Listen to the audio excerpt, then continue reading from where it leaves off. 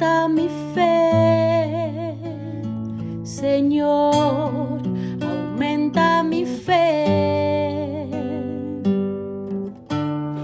aumenta mi fe, Señor, aumenta mi fe, que nunca olvide tus promesas, que nunca olvide tus palabras, que Él lo crea, que no lo dude jamás. Tu palabra me dice, todo el que pide se le dará, y el que toque a la puerta se le abrirá. Todo es posible, todo es posible para ti, Señor. Aumenta mi fe, Señor, aumenta mi fe, aumenta mi fe, Señor, aumenta mi fe, aumenta mi fe, aumenta mi fe, aumenta mi fe, aumenta mi fe, aumenta mi fe, aumenta mi fe, aumenta mi fe, aumenta mi fe, Señor.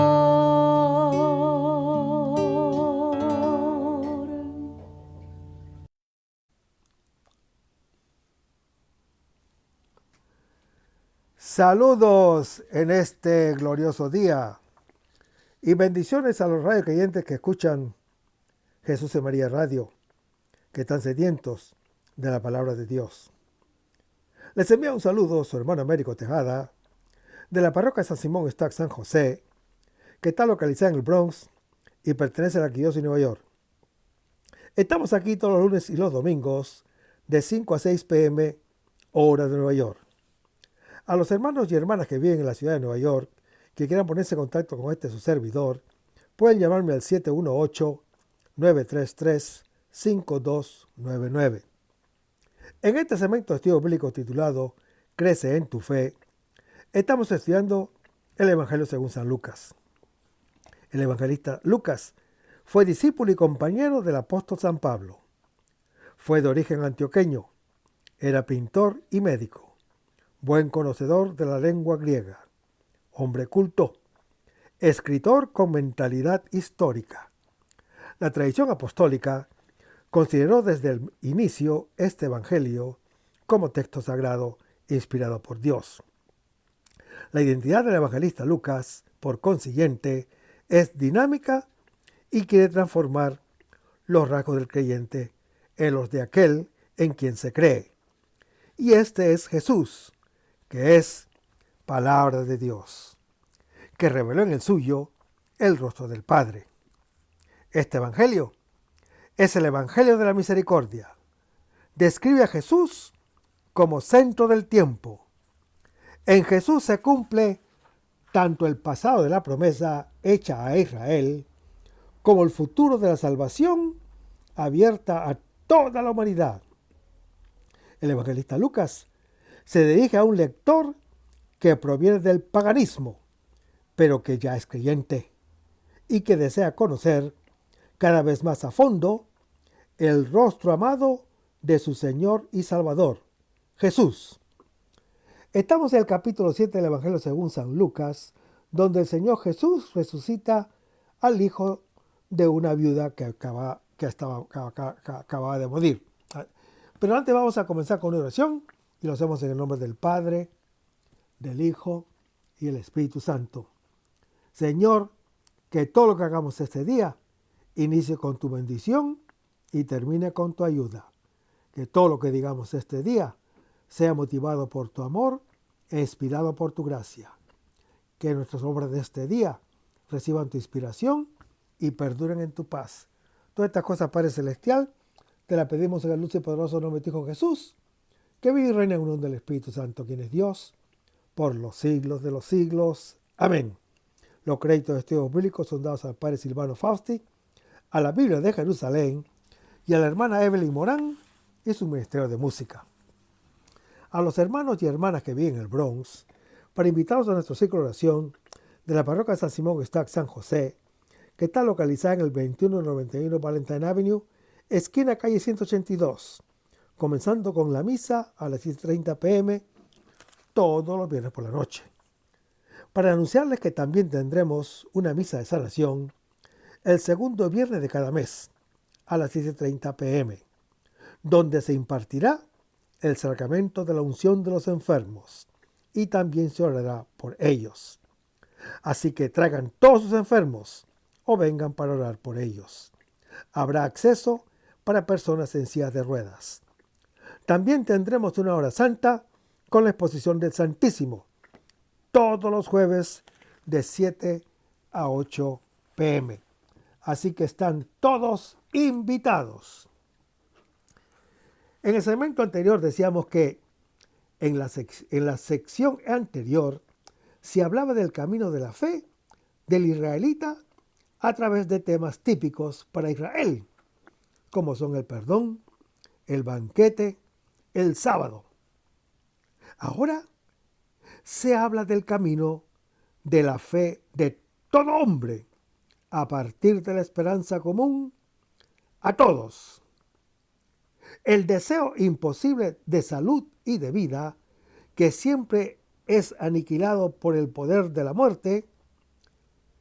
Aquí todo hombre, con sus problemas de fondo, se confronta ahora con la promesa hecha a Israel. Hermanos, el Señor Jesús apenas acaba de proclamar el reino, de prometer la bienaventuranza de los pobres, de los hambrientos, a los que lloran, en Lucas capítulo 6, y dar el mandato de tener misericordia a todos. Ahora sacia el hambre del más pobre entre todos. Un muerto, el que es extremadamente pobre, que carece de vida, ahora hace uso de su gracia y de su misericordia hacia el más pequeño de todos, el extremadamente pequeño, un niño muerto, hijo único de una madre viuda. El Señor Jesús es el primero en hacer lo que ha expresado como exigencia del Hijo de Dios. Cuando nos dice, ama a los enemigos, y entre los enemigos están los paganos. Asume el cuidado de los pequeños y acoge a los pecadores. Estos 3 episodios enmarcan la autorrevelación del Señor Jesús e indica su tipo de mesianismo. Realiza la promesa, el juicio de salvación de Dios, según la necesidad de su misericordia. Es un relato querigmático, una invitación del creyente al no creyente, para que participe en la alabanza a Dios, en aquel que, sin que se le pida, ha venido a vencer la muerte. Hermanos, el relato es exclusivo del evangelista Lucas, que narra 2 resurrecciones en el Evangelio, aquí y en el capítulo 8, y 2 en los Hechos de los Apóstoles, en Hechos capítulo 9 y en Hechos capítulo 20. Existe el trasfondo veterotestamentario de la resurrección realizada por el profeta Elías en 1 Reyes capítulo 17, y por el profeta Eliseo en Segunda de Reyes, capítulo 4. Hermanos, la resurrección de los muertos, que para Israel es una expectativa escatológica, sale totalmente de la esperanza pagana, como está relatado en Hechos capítulo 17. El deseo de vencer la muerte, constitutivo del hombre, nunca puede traducirse en una esperanza real para el hombre, porque es destituido brutalmente por la muerte. Hermanos, la resurrección es indeductible de cualquier premisa. Es imposible para cualquier pretensión y expectativa humana. Es deductible solamente de la promesa de Dios, posible solo como un don inesperado de su poder misericordioso. Más que el poder del Señor Jesús, el relato evidencia la misericordia del Salvador. Dios previene y visita sin petición, sin oración ni fe, a quien está totalmente perdido y ya no puede pedir, ni orar, ni creer. El Señor Jesús es llamado aquí por el evangelista Lucas por primera vez con el nombre Señor.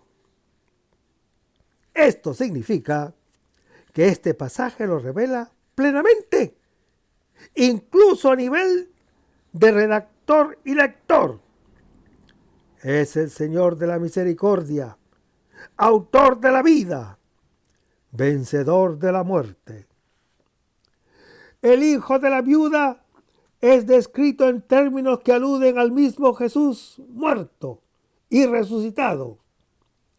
Es el hijo unigénito, como lo anuncia Lucas capítulo 3. Y está en la puerta de la ciudad. Se despierta y al despertar se habla de un gran profeta que ha surgido entre nosotros.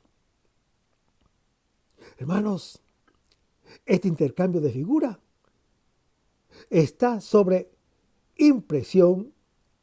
El Señor Jesús, que es Hijo único, muerto y despertado, indica su misericordia. Ella lo llevará a venir al encuentro de nuestra miseria, hasta identificarse con nosotros y perderse a sí mismo para salvarnos a nosotros.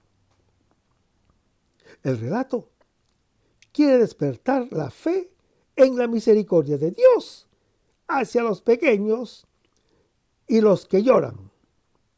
O sea, hacia todo ser humano que es pequeño y que llora ante la muerte. Es pequeño porque es absolutamente indefenso. Llora porque está ofendido irremediablemente. El Señor Jesús viene a dar esperanza allí donde todos carecen de ella. Porque el hombre muere y, cuando vive, vive en el dolor de la muerte ajena y en la espera de la propia. El Señor Jesús vence al que da muerte a la vida y devuelve la vida a la vida. La madre encuentra al hijo muerto. Y en el versículo 11 se lee: iban con él sus discípulos. Hermanos, el Señor Jesús y el séquito que eran sus discípulos están en camino. Parece que no tenían meta. En realidad, llega inesperado donde lo necesitan. Nuestra miseria es la guía de su misericordia. de tal modo que todos podemos encontrarlo. Llega Naín, que significa delicias. La aldea, no lejos de Sunem, donde ya el profeta Eliseo había resucitado un muerto, está situada a 10 kilómetros al sudeste de Nazaret. Es decir, una jornada de camino de Cafarnaúm, donde se encontraba el Señor Jesús. Y el versículo 12 se lee: sacaban a enterrar a un muerto. De la ciudad, como de todo lugar donde vive el hombre, sale un acompañamiento fúnebre. Una muchedumbre de dolientes acompañan a un joven muerto. El destino que le toca a él, le tocará luego a cada uno de nosotros. Todos vivimos con la perspectiva de que también nosotros un día seremos acompañados de un cortejo semejante. Toda ciudad produce sepulcros y toda va a terminar allí, en el lamento fúnebre. Pero Naín, que iba a ser un sepulcro, volverá a ser jardín de delicias en el encuentro con su Señor, que es vencedor de la muerte. Hermanos, en la puerta de la aldea, los dos cortejos se encuentran: el del Señor de la vida y el del Señor de la muerte. Uno sale como un flujo continuo, como un río que arrebata toda vida. Ahora arrastra consigo hasta la tumba la esperanza ya apegada de una madre viuda. Y el otro entra por primera vez.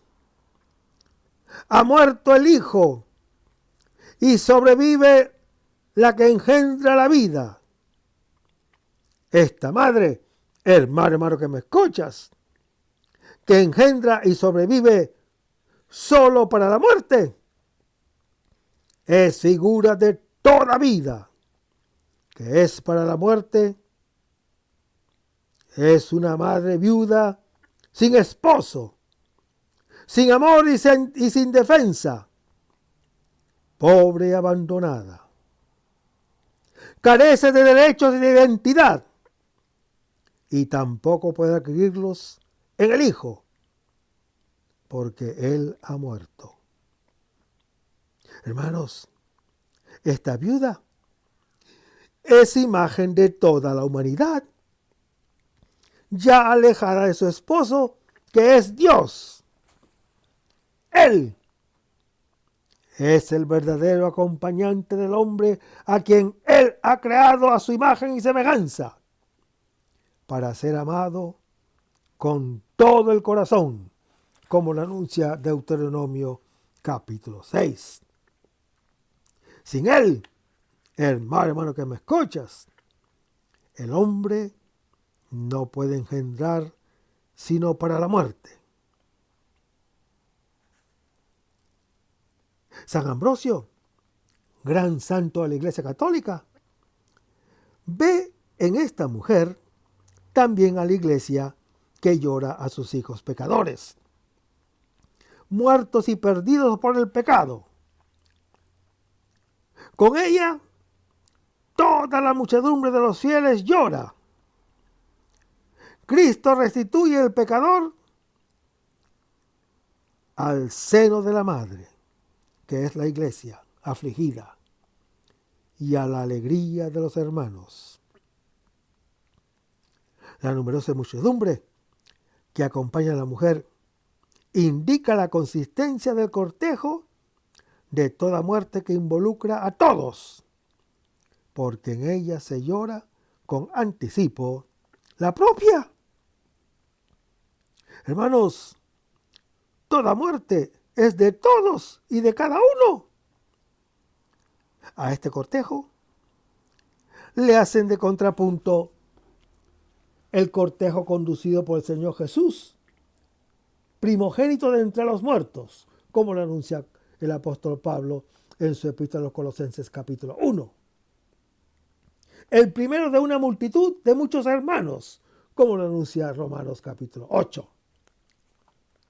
Y el versículo 13 se lee: el Señor tuvo compasión de ella. Hermanos, es la primera vez que el evangelista Lucas llama al Señor Jesús el Señor. Lo hará solo en situaciones particularmente solemnes y le da a ese término todo el significado veterotestamentario. Que el Señor Jesús sea el Señor es la premisa de lo que sucede. Este Señor nos es presentado de un modo muy concreto. Tiene pies, tiene ojos, tiene corazón, tiene manos y tiene boca, que se describe mediante la acción de caminar, la acción de acercarse, de ver, de conmover, tocar, hablar. No es como los ídolos, que no hablan, que no tocan, que no sienten, que no ven y que no caminan, como lo anuncia el Salmo 115.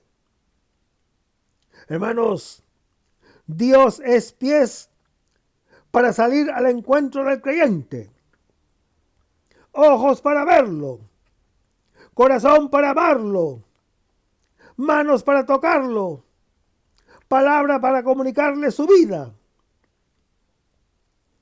Si mediante sus pies Él se acerca a nosotros, a través de su ojo, nosotros entramos en su corazón. Ver, en efecto, es dejar que el otro entre en nosotros, porque el ojo es el órgano del corazón y su acción es la más profunda. Conmueve hasta la compasión hacia el otro. Pone en movimiento a la persona que ve y la mueve hacia el otro y la lleva a padecer con él su mal. Hermanos, ver, como es el término de toda acción del Señor Jesús, que ha venido a mostrar el rostro del Padre Celestial para que el hombre se convierta, como lo anuncia Lucas capítulo 23. Es también el principio de toda acción que brota del corazón, porque ver es amar.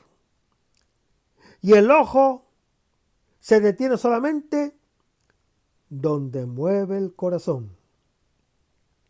En este sentido, hermano que me escuchas, ver es la característica de Dios que crea, que salva y ama al hombre, como lo anuncia Génesis capítulo 1, Éxodo capítulo 2 y el Salmo 139.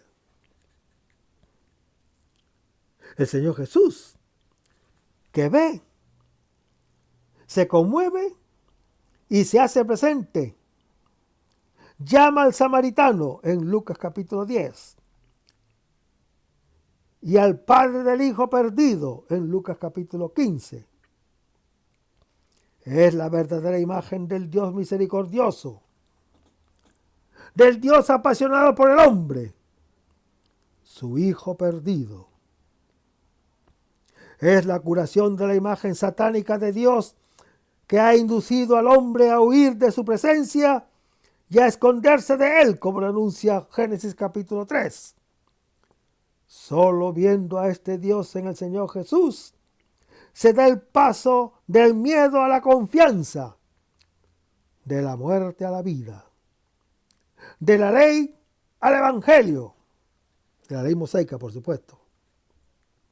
Hermanos, el don que sigue no es ni esperado ni pedido. Es pura iniciativa del Señor. Nace de su conmoción. Sus entrañas de misericordia lo llevan a la compasión, a padecer junto con nosotros la misma pena, a compartir con nosotros ese mal donde nos sentimos todos igualmente solos, como lo anuncia Lucas capítulo 23. Seguimos leyendo el versículo. No llores.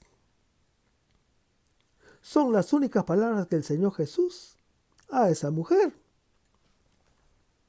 Una madre, ¿cómo puede dejar de llorar ante la muerte de su hijo? La mujer, que es el exponente de toda la multitud de los hombres pequeños y llorosos ante la muerte, no pueden hacer otra cosa sino llorar, como lo anuncia Lucas capítulo 8. También el Señor Jesús, ante la tumba de Lázaro, lloró en Juan capítulo 11. Hermanos, si el Señor Jesús habla así, no es porque Él ignore la tragedia de la muerte, es porque quiere dar la esperanza de la victoria sobre ella. En efecto, Él mismo lloró sobre la ciudad de los muertos en Lucas capítulo 19 y sobre el amigo muerto en Juan capítulo 11. También frente a la propia muerte en Hebreos capítulo 5. Quedó angustiado hasta sudar sangre en Lucas capítulo 22.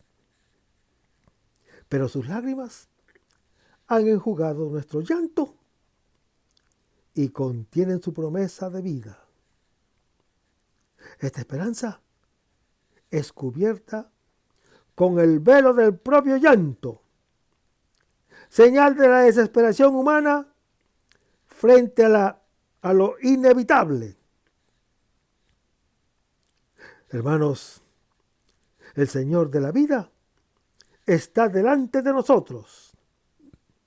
Es solo el miedo a la muerte que se traduce en desesperación y llanto que nos impide verlo, como se le impidió a la Magdalena en Juan capítulo 20. Y el versículo 14 se lee: y acercándose, tocó el féretro. Continúa la descripción de la iniciativa del Señor que pone manos a la obra para salvar de la muerte. Como ha visto, se acerca. Como está conmovido e impresionado por el mal, se mueve, se acerca y toca el féretro. Después de haber dicho la palabra de consuelo, ordena con la palabra que da vida. Su acto de ver es un acercarse. Su conmoción es moverse a compasión hasta tocar y ser tocado por nuestra muerte. Será su muerte cuando Él toca la madera del ataúd. Se pararon los pies de los que llevan a la tumba. Cuando Él, al compadecer nuestro mal, toca el madero de la cruz, será vencida la muerte. Seguimos leyendo. Joven, a ti te digo, levántate. No se puede dirigir una palabra más insensata e ineficaz. Hablarle a un muerto y ordenarle que viva. Pero el Señor actúa precisamente mediante su palabra creadora. De la nada creó todas las cosas. De la muerte crea la vida. Este es el poder de la fe, que obra la salvación para todo creyente. Y el versículo 15 se lee, el muerto se incorporó. Hermanos, el muerto que antes estaba acostado, presa de la muerte, ahora se incorpora. Es decir, se levanta sobre el ataúd, sobre la misma muerte, como el vencedor sobre el vencido. Su misericordia ha visitado a los que yacían en sombras de muerte, lo anuncia Lucas capítulo 1. El mismo verbo en Hechos capítulo 9. En el Señor Jesús, que vence la muerte, se realiza la liberación de la esclavitud fundamental, el miedo a la muerte, propio de todos los hombres que, por temor a la muerte, estaban de por vida sometidos a la esclavitud. Lo anuncia Hebreos capítulo 2. En efecto, hermano que me escuchas, el Señor ha tocado nuestro ataúd y ha reducido a la impotencia al Señor de la muerte, es decir, al diablo, como está en Hebreos capítulo 2. Que el Señor lo reprenda donde esté. Seguimos leyendo el versículo. Y se puso a hablar. Hermanos, el joven, sentado sobre el ataúd, comienza a hablar. Hablar y comunicar es propio del hombre, imagen de Dios. En efecto, Dios es amor, y el amor se realiza en la comunicación y en la comunión. Solo después de la victoria sobre la muerte, el creyente ya no está sometido a ese miedo y lo aísla. Lo vuelve solo, temeroso y egoísta, incapaz de comunicar y amar porque está totalmente dedicado a salvar al propio yo de lo inevitable. Es libre y puede hablar, comunicarse realmente con los otros y cantar al otro la alabanza. Seguimos leyendo el versículo. Se lo dio a su madre, a aquella que da la vida para la muerte, figura de Eva, madre de los vivos. El Señor Jesús le vuelve a dar como un don la vida en el Hijo. La fuente de la vida está curada del veneno mortal. Ahora ella puede engendrar no ya para la muerte, sino para la vida. La misericordia del Señor ha sanado la vida venciendo la muerte. El hijo muerto es devuelto vivo a la madre. Y el versículo 16 se lee, el temor se apoderó de todos. Es el asombro del hombre ante lo imposible, ante Dios que se manifiesta. Al temor sigue el coro de alabanza de los presentes, al cual el lector está invitado a unirse. La alabanza es gozar de Dios y de su bondad. La muchedumbre glorifica a Dios, tratando de comprender su obra, pero se halla todavía en un nivel imperfecto. Confunde al Señor Jesús con un profeta. En realidad, Él es el Señor que ha visitado a su pueblo, y por Él los ciegos ven, y por Él los muertos resucitan, y por Él a los pobres se le anuncia la buena nueva. Ha nacido el sol que ilumina a los que yacen en las tinieblas y en la sombra de muerte. Ha terminado la noche. Comienza el día. Es la nueva creación. La victoria de la luz sobre las tinieblas. Hermanos, este trozo nos ha descrito cómo se realiza la visita de Dios.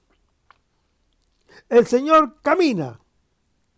El Señor se acerca a la puerta de nuestra ciudad y viene a nuestro encuentro que salimos de ella para entrar en la oscuridad de la muerte.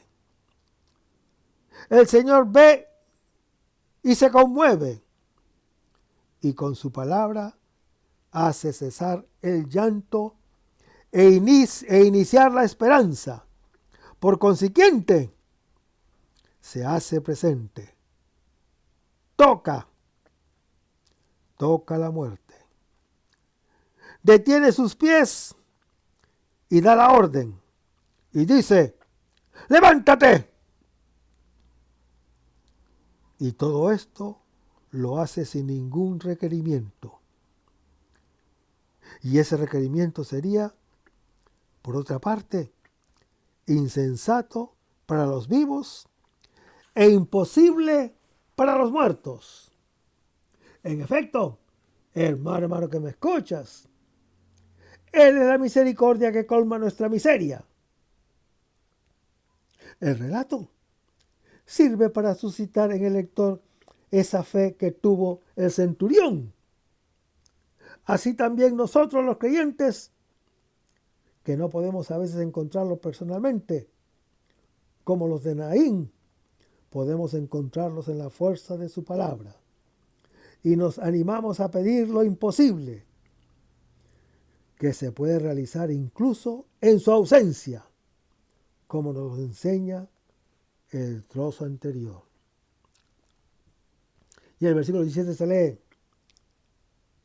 y lo que se decía de él se propagó. Hermanos, esta palabra de vida se propaga. Es el anuncio que despierta la fe y nos lleva al encuentro con el Señor de la vida. Así podemos experimentar la fuerza de su misericordia. Él ha tocado mi lamento en una danza, o Él me ha tocado mi lamento en una danza. Me ha quitado el sayal y me ha ceñido de alegría. Lo anuncia el Salmo 30. Donde su visita no es reconocida ni acogida, que del llanto y el miedo a la muerte que reina. Pero Él está igualmente presente para visitarnos en este llanto y en esta muerte. Está presente y llora y muere Él mismo cuando llora sobre Jerusalén, hacia donde camina para morir, porque no ha reconocido el tiempo en que ha sido visitada. En cambio, cuando nosotros, a través de la fe en el anuncio, reconocemos su visita, entonces se realiza también en nosotros el encuentro con Él, que nos hace pasar de la muerte a la vida. Pero vayamos a Lucas capítulo 7, versículos 18 al 23, donde se lee, sus discípulos llevaron a Juan todas estas noticias. Entonces llamó a 2 de sus discípulos y los envió a donde el Señor a preguntarle, ¿eres tú el que ha de venir o debemos esperar a otro? Llegando donde él, aquellos hombres dijeron, Juan el Bautista nos envió a preguntarte si tú eres el que ha de venir o debemos esperar a otro. En aquel momento curó a muchos de enfermedades y sufrimientos y de espíritus malignos, y a muchos ciegos le devolvió la vista. Luego le respondió a los enviados, vayan y cuenten a Juan lo que han visto y oído. Los ciegos recobran la vista, los cojos andan, los leprosos quedan limpios de su enfermedad y los sordos oyen. Resucitan a los muertos y a los pobres se les anuncia la buena noticia. Y dichoso aquel que no hay escándalo en mí. Hermanos, con su palabra, el Señor Jesús proclama el reino de la misericordia y con su acción lo realiza. Ahora, por solicitud de Juan el Bautista, puede revelarse como el que viene. Esta revelación, hermano que me escuchas, se dirige también a los paganos, quienes también fueron llamados a entrar en la promesa y en la espera de Israel. En este trozo se afrontan dos problemas de historia de salvación.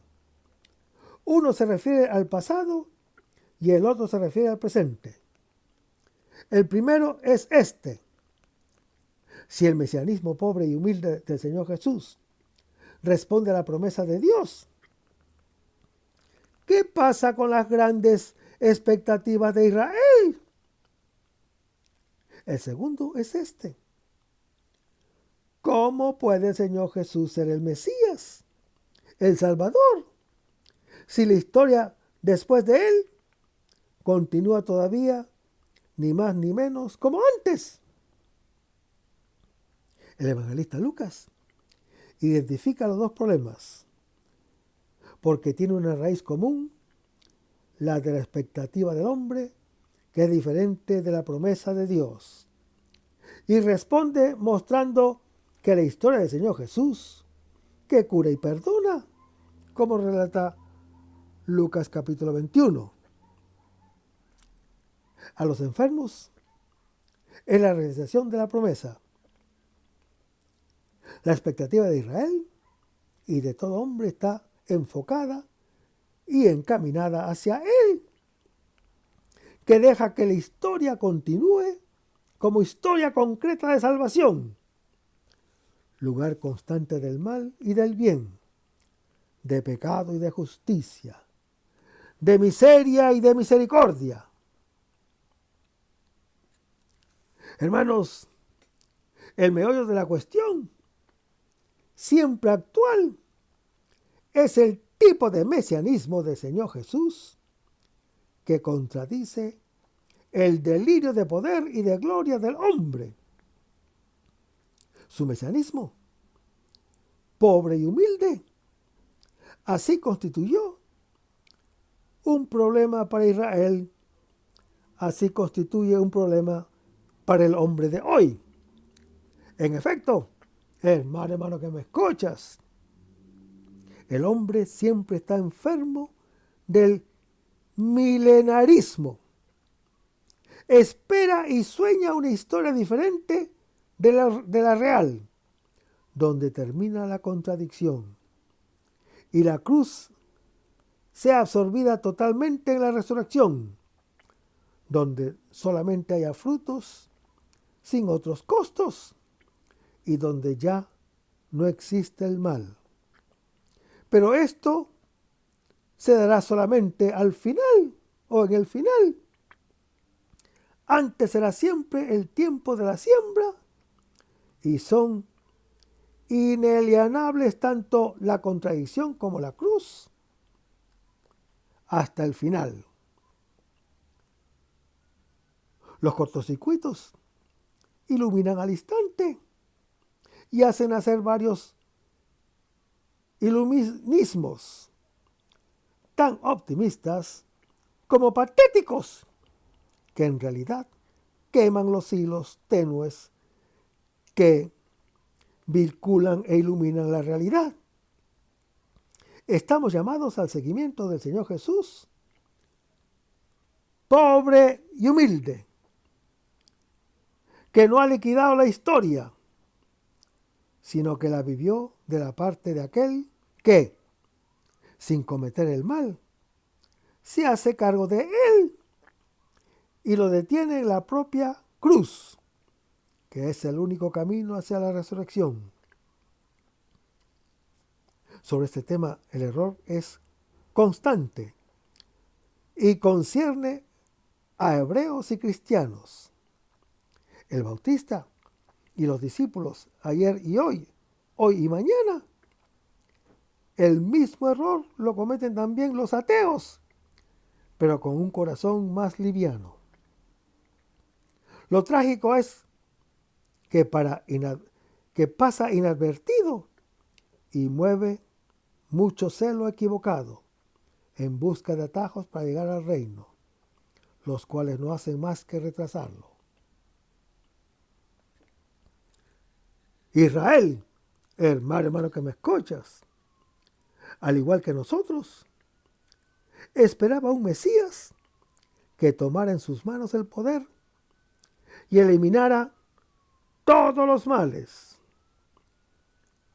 Pero que Él elimine el mal, dejándolo e inclusive asumiéndolo sobre sí, cuidándose con esmero de Él y convirtiéndolo en lugar de salvación, esto resulta problemático para todos. La esperanza es que con el Mesías se resuelvan nuestras angustias y termine esta historia de llanto y se dé comienzo a la nueva danza de la victoria. ¡De inmediato! El Bautista esperaba un Mesías más fuerte, un juez tremendo que barriera el patio del mundo para dar comienzo mágico a un mundo nuevo. Nosotros mismos esperábamos un mundo redimido en el cual el sufrimiento de la historia se aplaque con una escatología dichosa. En cambio, el Señor Jesús sí es el Mesías, pero viene con una debilidad extrema y sin poder, víctima de todo mal. Y precisamente así, llevándolo, lo vence. Hermanos, es Salvador, pero ama a los malos y a los buenos, y su misericordia lo inserta en nuestra miseria, sin liquidar al malvado. Respeta la libertad y deja de que nuestra acción continúe en su realidad incluso brutal, pero convirtiendo cada miseria en objeto de misericordia. Su amor al hombre que es malo lo hace débil y lo hace llevar el peso de su maldad. Lo detiene la historia de la perdición. No detiene la historia de la perdición y la cristaliza en un juicio que la bloquee. En cambio, la continúa y la convierte en historia de salvación. Es esta nuestra historia concreta y no otra hipotética mejor que contiene la salvación. Esta salvación es la misericordia de uno que se hace cargo de lo negativo y paga sus costos para que otros saboreen sus frutos. Estamos lejos de todo escatologismo fanático y de todo sectarismo de los que se creen puros. Los buenos que se han salvado de un modo perverso o de un mundo perverso, así como también de toda forma de despreocupación. El mesianismo del Señor Jesús, en su actitud actual, la de hacerse cargo del mal del mundo, en un compromiso que lo contamina con todas las impurezas. Su mesianismo, hermano que me escuchas, continúa la historia de la iglesia que se abre al mundo. El mismo mal es el lugar de la realización de la salvación mediante la misericordia. Este deslizamiento en tono menor de la figura del Mesías es un motivo constante de escándalo. El águila del Éxodo, según Éxodo capítulo 19, se transforma en gallina en Lucas capítulo 13. El rey cambia para su siervo en Lucas capítulo 22. El Salvador es condenado en Lucas capítulo 23. El justo se hace solidario de nuestra injusticia. Dios padece nuestra muerte en Lucas capítulo 23. Y el resto, hermano que me escuchas, lo vamos a ver en el próximo segmento. Manténganse en sintonía. Vamos a despedirnos con una oración y lo hacemos en el nombre del Padre, del Hijo y del Espíritu Santo. Señor Jesús, ayúdanos a conservar el fervor espiritual, la dulce confortable alegría de evangelizar, incluso cuando hay que sembrar entre lágrimas, como Juan el Bautista, como lo hicieron los apóstoles Pedro y Pablo y los otros apóstoles, y también esa gran multitud de evangelizadores que se han sucedido a lo largo de la historia de la Iglesia Católica, con un ímpetu interior que nada ni nadie sea capaz de extinguir. Señor Jesús, que es esta la mayor alegría de nuestras vidas entregadas al Evangelio. Y ojalá que el mundo actual pueda así recibir la buena nueva de tu Evangelio, porque tenemos la tarea de anunciar el reino de Dios y de implantar tu iglesia en este mundo que todavía no te conocen. Toda esta cosa, Padre Celestial, te la pedimos en el luz y poderoso nombre de tu Hijo Jesús, que vive y reina en unión del Espíritu Santo, quien es Dios, por los siglos de los siglos. Amén. Hasta el próximo segmento. Que el Señor nos bendiga.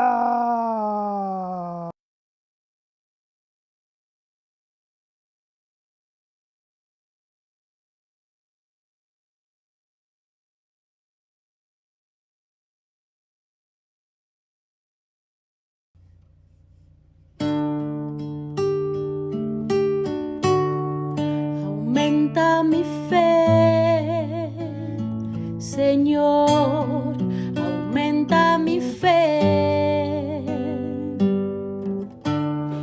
Aumenta mi fe, Señor, aumenta mi fe. Que nunca olvide tus promesas, que nunca olvide tus palabras, que Él lo crea, que no lo dude jamás. Tu palabra me dice, todo el que pide se le dará, y el que toque a la puerta se le abrirá. Todo es posible, todo es posible para ti, Señor. Aumenta mi fe, Señor, aumenta mi fe. Aumenta mi fe, Señor, aumenta mi fe. Aumenta mi fe, aumenta mi fe, aumenta mi fe, aumenta mi fe, aumenta mi fe, aumenta mi fe, aumenta mi fe, aumenta mi fe, Señor.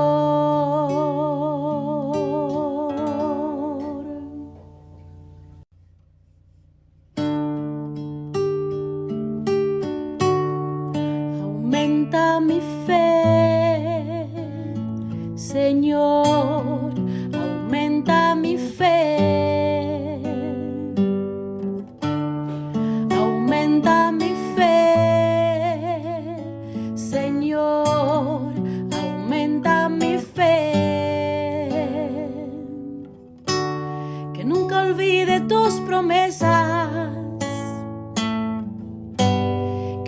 olvide tus palabras,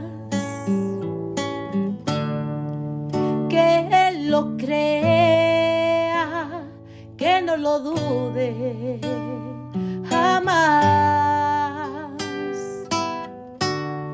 Tu palabra me dice, todo el que pide se le dará.